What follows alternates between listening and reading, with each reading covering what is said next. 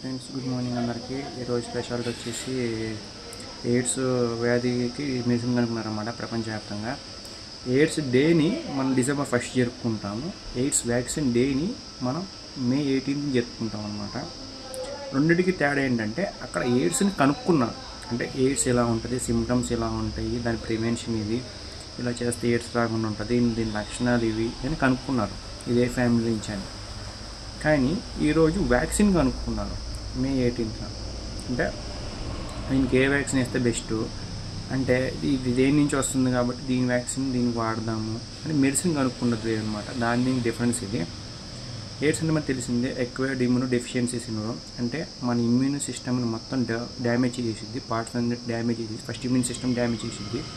So మనిషి కూడా week అయిపోతారు అన్నమాట ఎయిడ్స్ వస్తే. మనకు తెలిసింది ఎయిడ్స్ లక్షణాలు. హెచ్ఐవి ఫస్ట్ వచ్చింది, ఇమ్యూనో వైరస్, తర్వాత ఎయిడ్స్ వచ్చింది, acquired immuno deficiency syndrome. First HIV వచ్చిన తర్వాత ఎయిడ్స్ వచ్చింది. ఫస్ట్ ఎయిడ్స్ అయితే రాదు.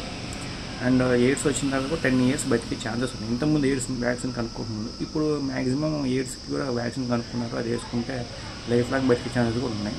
టెక్నాలజీ డెవలప్ అయిందనమాట.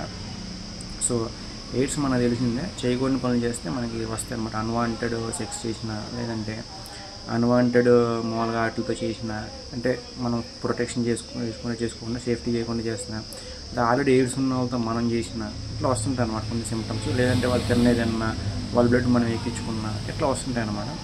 దీన్ని ఎవరు తప్పుగా అనుకోమాకండి, ఇది సైన్స్. సో మీకు చెప్పాలనిపించి చెప్తున్నాను. ఏమైనా తప్పుగా అనుకుంటే సారీ.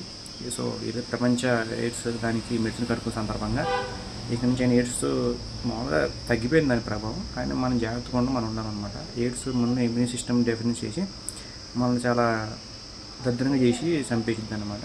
సో ఇదన్నమాట matter. Thank you so much.